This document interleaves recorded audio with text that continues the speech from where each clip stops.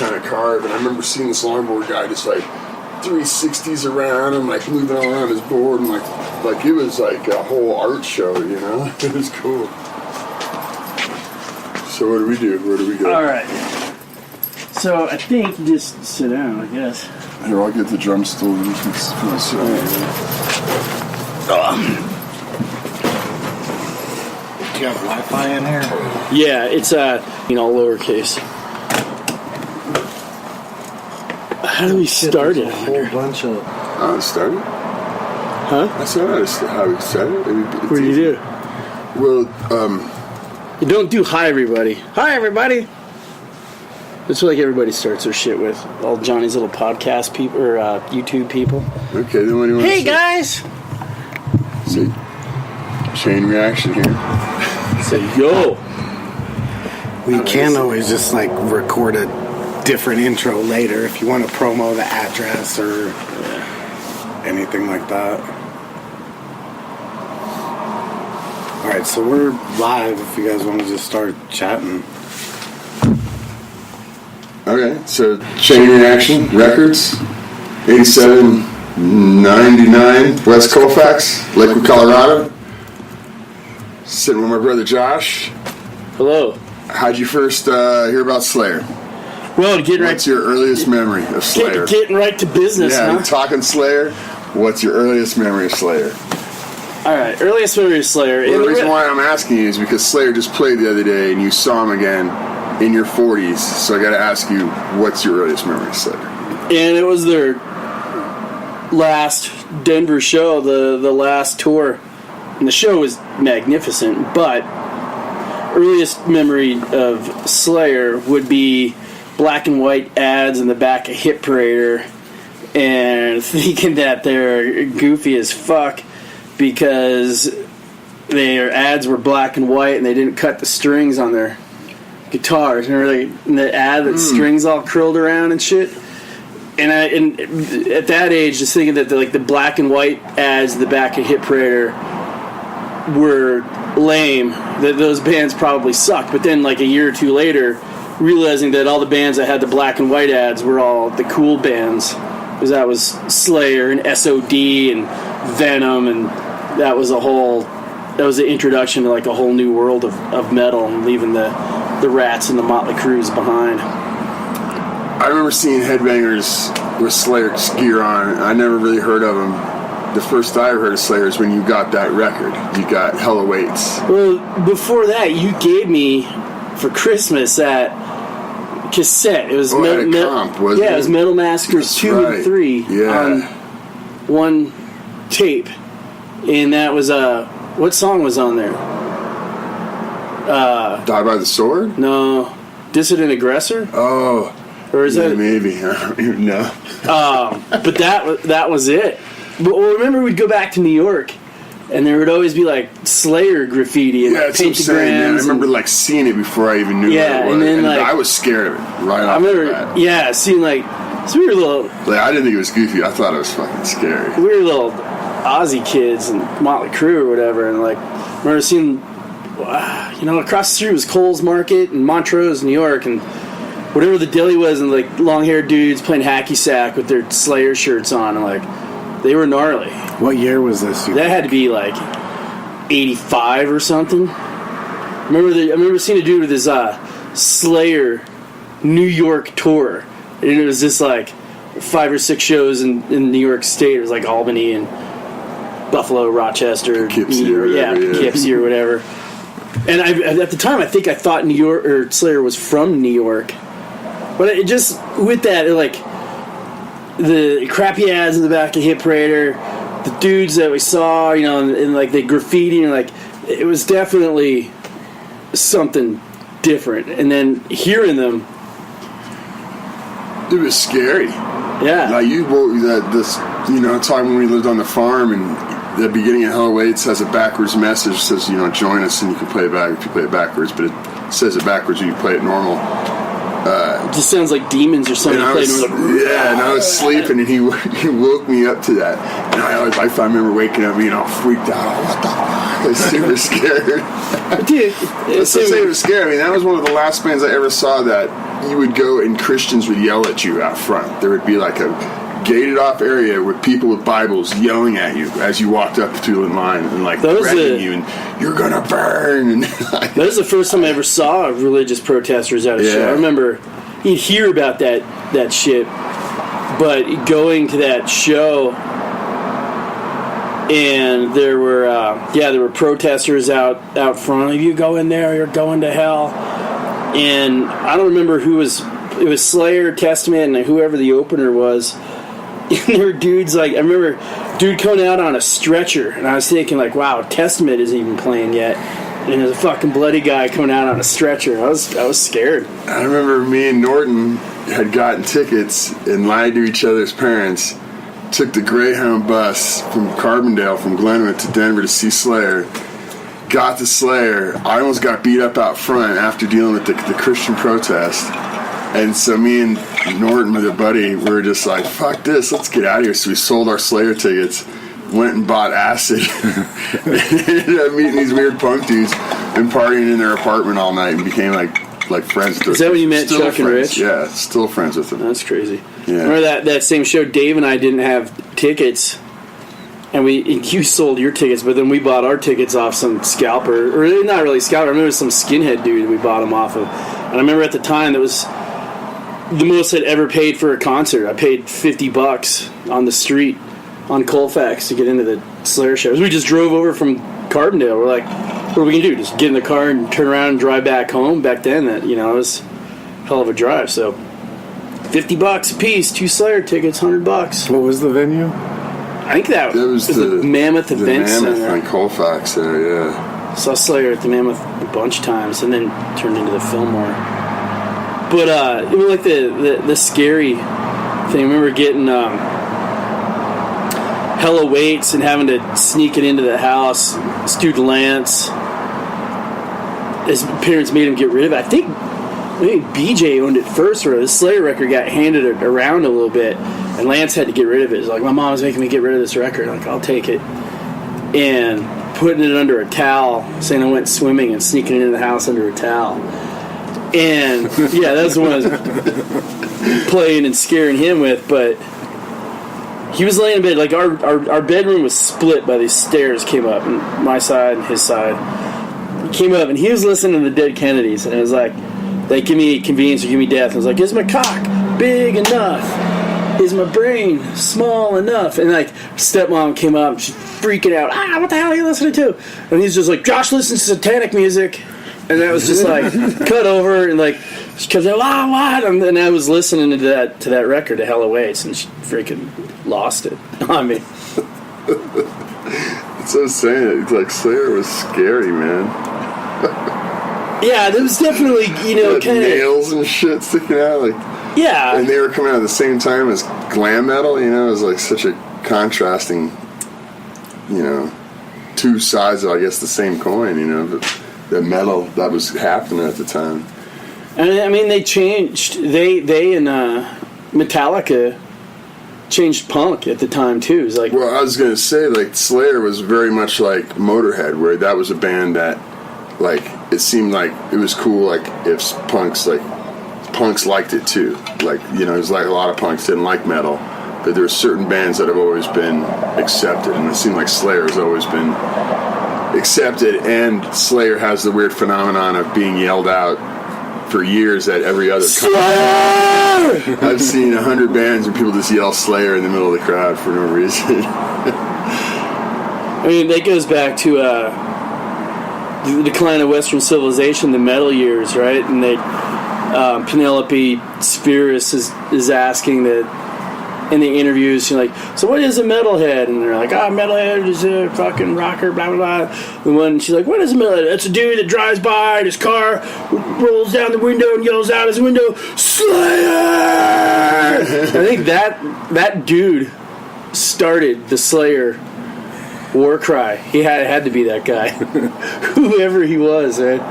And Bruce. see, like you said, like Slayer. Metallica and shit, and like the big four, you know, Anthrax, whatever. But like Slayer, there's no Metallica man in Denver, but there was a Slayer man. Oh yeah, there's Slayer Man in Every Denver. time Slayer would show up, this guy would be running up and down Colfax with a Slayer cape on, Slayer shirt, Slayer hat, anything Slayer. And he'd get into the show and be doing flips in the pit, and usually get in a fight, and just like, he was Slayer Man. Yeah, everybody knew him as Slayer Man. I knew Slayer Man before he even moved to Denver.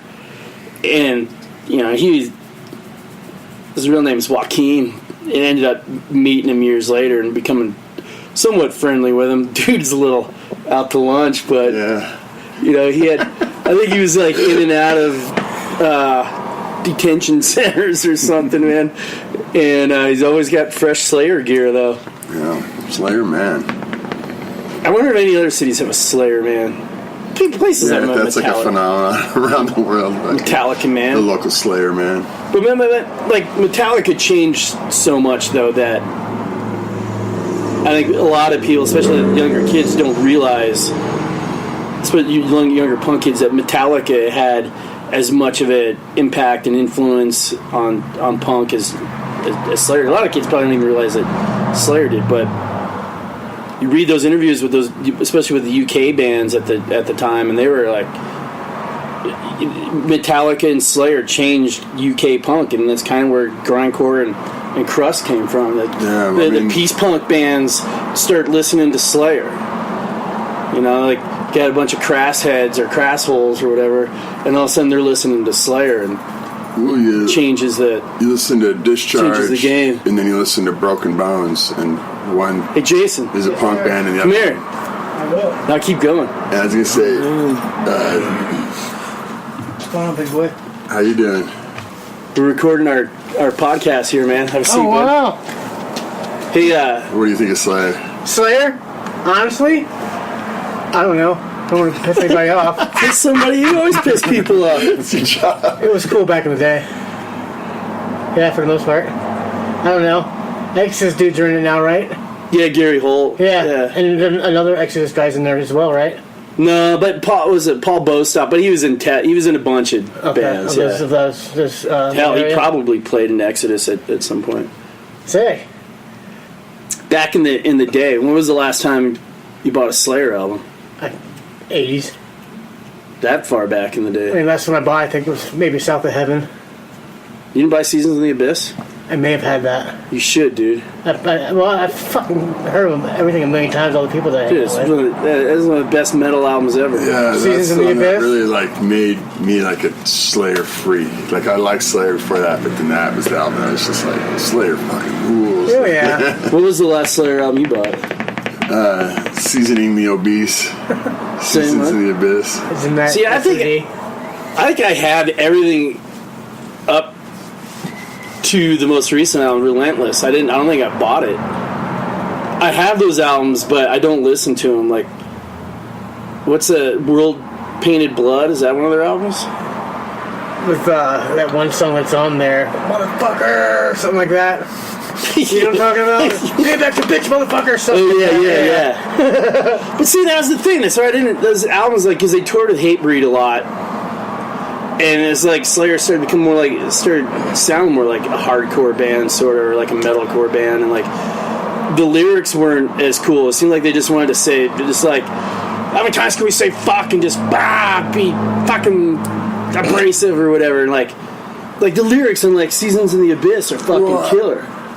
Yeah, and like the arrangements and shit. Yeah, the music, the riffage is like memorable. Especially the song "Seasons of the Abyss." Look deep in your mind, slip out inside, settle, let your thoughts go. Yeah. Frozen eyes stare deep in your mind as you die.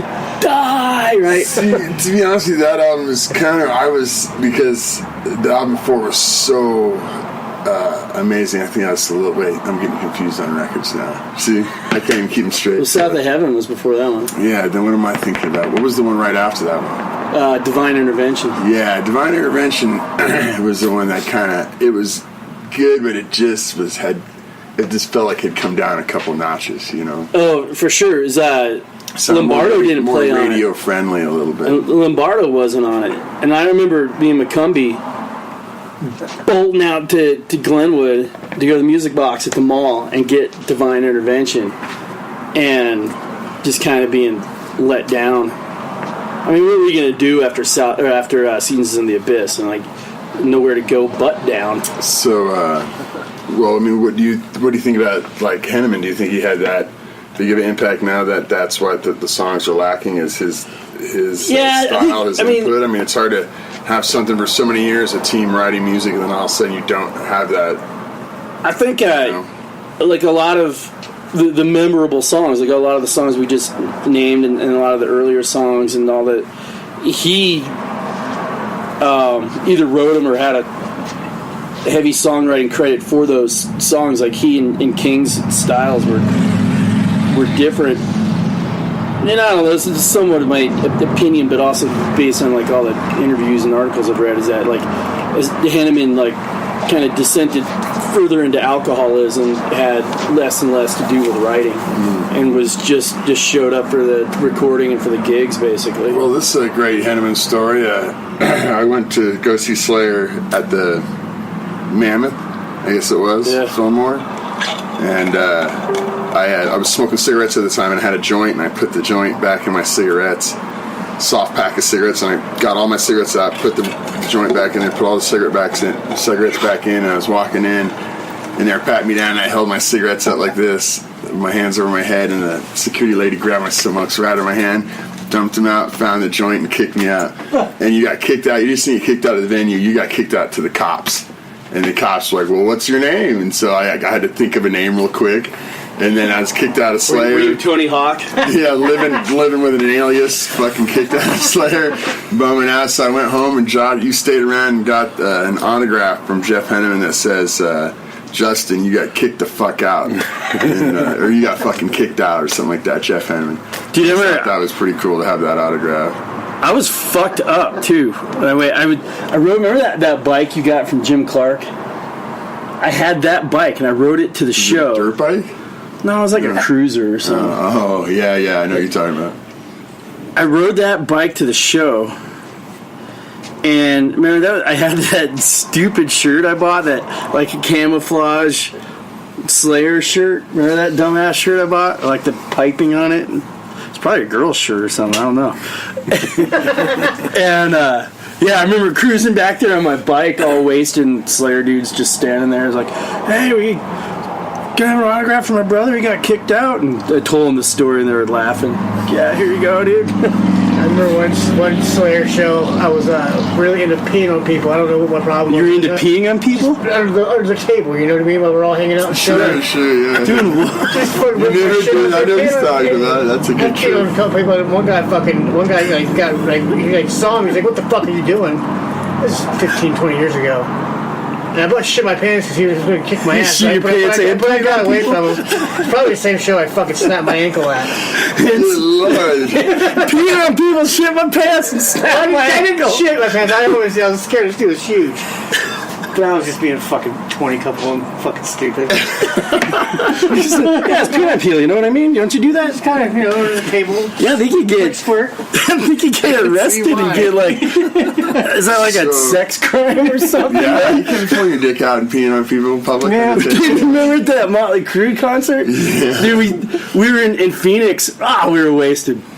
It was like Fiddler's Green type place, except it was way bigger. But it was all seats. Yeah, and we just gave up and go into the bathroom. We were just standing there, just unzip, and you just start hands in the air. Fuck yeah, Motley Crue! Was letting it hang out. Just like pee on the. And we were all like short, so I was like splattering all over our legs. But the whole, like me and him, this other dude was like 3 or 4, was just pissing through the whole show. That's awesome. I did the Green show. I think it was like an Ozfest, maybe 2002. And I pissed in a bottle. I was way in the back.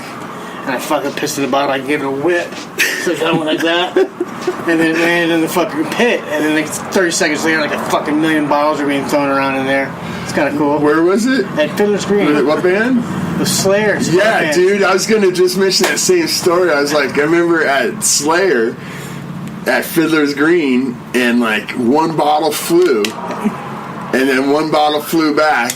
The one bottle was like, his full of piss. And then like 3 bottles flew, and then like 5 bottles flew back, and then the sky was like blotted out. Yeah. The sun had gone dark from just like fucking bottles, and it was like being warm. I was running, and people in front of me just be like, boom, get hit in the head with a bottle and go down. And it just turned. There was like nothing security could do, man. You know, people would drink all their beer, but that much left, and just fucking wings, their bang, bash them in the head. Imagine like the medieval fights, and like instead of arrows. Oh yeah, yeah, that's what I'm picturing Yeah, too. that's what it was like. It's like the sky It's was like in like Lord of the Rings.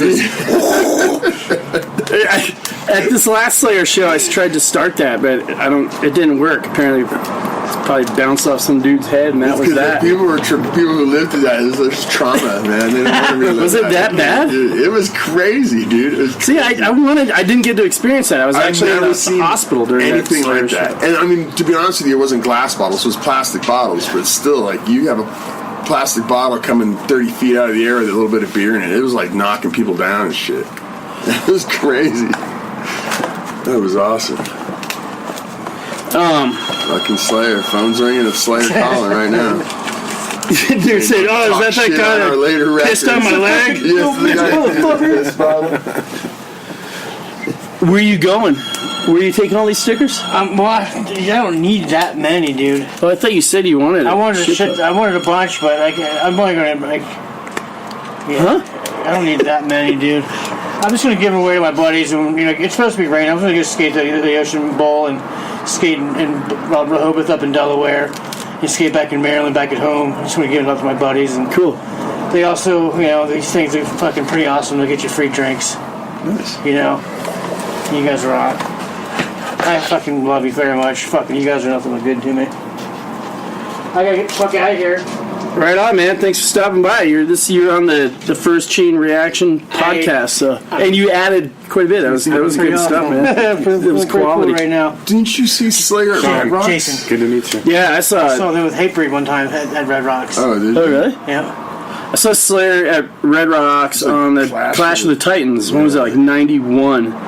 Slayer, Megadeth, Anthrax, and oddly, Soul Sounds? no, a band that nobody had ever heard of, Alice in Chains. Is that what it was? And like all the other cities, we knew that you didn't have the internet back then, so you couldn't just look it up and see what the latest news was. But we knew that the tour was billed as Slayer, Megadeth, Anthrax. Some of the cities had Suicidal Tendencies, and some of the cities had Testament as the opener. And we get fucking Alice in Chains. We're like, who the fuck is Alice in Chains? And Red Rocks back then, you could bring in coolers and stuff, and you could bring in milk. You could bring in shit, as long as like factory sealed, But trick is you popped it off, right, or whatever. But God, it was just. Were you there? No. Oh, it was like me and Dave and Vaughn Gonzalez and Joe McCumbee, Anthony Gonzalez, I think, and probably Jenny Turner and probably Dawn, bunch of people. And I think one of the Laytons, Jeff Layton, probably. As I can picture, there was a picture of us taken in the Glenwood Canyon of our whole crew, because that was back when they were still building the canyon. You had like all those traffic delays, whatever. So you could bring in coolers, and Vaughn brought in his cooler, and we had all this booze. We were fucking wasted. And he had a gallon jug of water. And Alice in Chains was playing, and we're all, fuck these guys, fuck this. We're like, threw our smoke back then, threw my lighter at them. Fuck, I hate them so much, I'm gonna throw my lighter at them and not be able to smoke the rest of the night. And like, people were digging through the planters, trying to see if you could come up with rocks, anything you could throw at them. And Vaughn lobbed a milk jug of water, a gallon of water, and hit the drum kit perfectly. Boom! And Did he end the Alice in Chains set? Pretty much, yeah. That was like the beginning of the end of it. Because then I don't know who's in Alice in Chains. They're like flipping off the crowd, and the crowd's throwing everything at him, and they're yelling, trying to. Like the dude was gonna the dude in Alice in Chains was like gonna fight or something. Like there's like 10,000 angry like Slayer, and the whole crowd, was all Slayer. I mean, They stopped playing, and the stage was covered in trash, and dudes flipping off the crowd, and everybody's like, fucking Slayer. As a member of Alice in Chains, I'd understand they're trying to go big, they're trying to get their band known and do anything any tour, any big tour with any name band, but I just wouldn't. As being a dude who plays music, I just wouldn't do that if I played. Like I wouldn't set myself up for like that kind of even back then. Like, yeah. why would you do that to yourself? Like, we like, like, let's open up for Slayer. Like, and of course, it's gonna be like the worst show you ever had. Remember back then, and that's what people. Slayer was already known for people chanting Slayer over the opening band, even if the opening band was Testament or Overkill or whoever. Like, fuck it, Slayer, Slayer.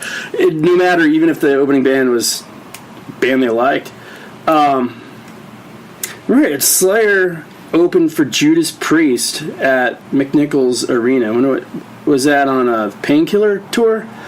I didn't see that. It would have been rad to see Slayer in that slot at like McNichols or something. It would have been interesting. Slayer. So last time you saw Slayer, what'd you think? Dude, I've seen him with Gary Holt. I think this is my third time with Gary Holt, and I love fucking Gary Holt. I think he's a top-notch thrash metal guitar player. Probably one of the. Did you see when they actually rained blood on stage? I saw that tour. Yeah, Okay. They said like it was all hyped up, and you saw the pictures, and I've got the DVD even of the Rain and Blood, and fucking it's raining blood, and they're drenched in blood, But I think by the time you took that on tour, like it was really messy and expensive, and so it was like spitting blood. It was like spitting blood. Like I think I see some blood on his hand or something. I don't know, but yeah, on the DVD, it's fucking. They're just all drenched. Van and I went to that show. Like drizzling blood. Because they played their whole set, and then the encore was the entire Rain and Blood album. It was like the album itself is 28 minutes long, so you imagine if you play it live, you probably got it crammed down to like 22 minutes or something. Sure. So that was like their encore. They just ripped through that whole album super fast and spit dripping blood from a slightly lacerated sky. Scratched sky. From a scratched sky. Scratched by Satan's claws. Brandon, what do you think? So Gary Holt fucking rips. Yeah, he's a great guitar player. Paul Bostock, probably, amazing drummer, but he's not Lombardo. There's just stuff that you're like, fucking, that's about as close as it could get, but it's not quite right. With that said, they were fucking amazing. They were fucking amazing, man. The stage show was killer. Upside down crosses made out of flames. Just like the whole thing was just so evil. What was the sound effect? What was it doing? Flaming? Yeah, there was like this, I don't know, like little jet thing that shoots sideways and one that shoots up. I see. It was an actual cross made out of flame. Yeah, it makes this upside down. I thought you said it was like a wooden cross that was on fire, so I didn't get it. That sounds terrible. But they were amazing, man, and they a great set list. Enough stuff to keep like the newer fans interested, but it definitely leaned towards the classics.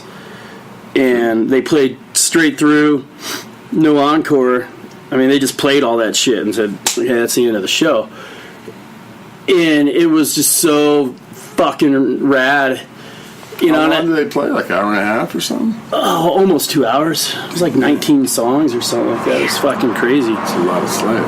And it was just bitching, especially like how evil some of those lyrics are. And you're there, and then there's like, I don't know, it's Fiddler's hold like 20,000 people or something, like 20,000 people singing along. Like, yeah. It was fucking badass, man. And it actually made me wish that I would have bought tickets for another city too, like going to LA or Phoenix or somewhere and just catch it again, even if it was just the lawn seats again or whatever. Because it was really fun. The whole bill was stacked. It was a great show. It was, and then it ended and like it was almost like choked up, man. Like Tom Araya, like everybody left the stage except him. He stayed out there for what seemed like another 10 minutes, just looking at everybody, just slowly looking around, just kind of somber, this kind of blank look on his face. just like taking it all in, and they were, they still had the screens going. They were showing pictures of the crowd, and they were showing him and close-ups of his face. And I think you and I were talking about this, and like what just is going through this dude's head, like looking out to see 20,000 fucking crazy people, and like it's the last time I'm playing this stage, last time I'm playing this city, last time I'm going to see these people. Over it, it's done. And how many times have you played Fiddlers or Denver for? Yeah, since probably I don't know when the first time they came to Denver was, probably 82, 83, somewhere in there, and then it's just done. But he's also the one that had been pushing for them to hang it up. So it's a little bit bittersweet. You see that show and you're like, fucking Slayer, they fucking rule, let's keep rocking forever. And then on the other hand, yeah, Lombardo's gone, Hanneman's dead. It's Kerry King's a dick. It's just like it is good. I had been saying for a few years that they should call it, like, I don't know, maybe I need to listen to Repentless again. A lot of people said it was really good, but their last 4 or 5 albums or however, Christ Delusion, God Hates Us All, those albums didn't really do much for me, so but I'd still go see them. Devil Music, what's that one? It's like his Diablos and Musica or whatever. Yeah, that album kind of bites, but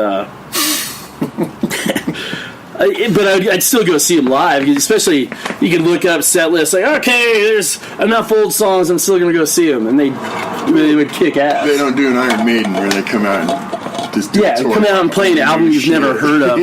Like, this album hasn't even been released in this country yet. We saw Iron Maiden at Fiddler's Green.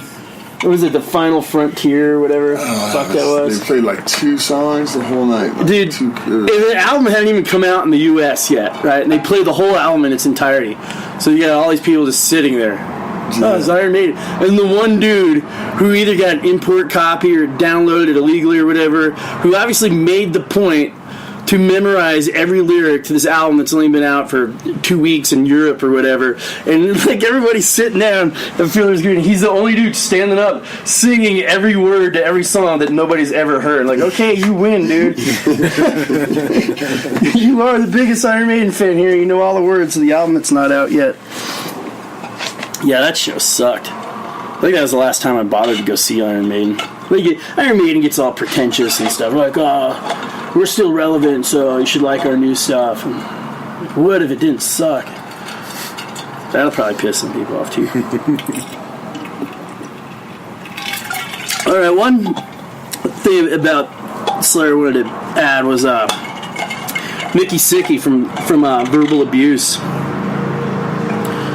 was telling me one time that what was the album where they covered all the punk songs?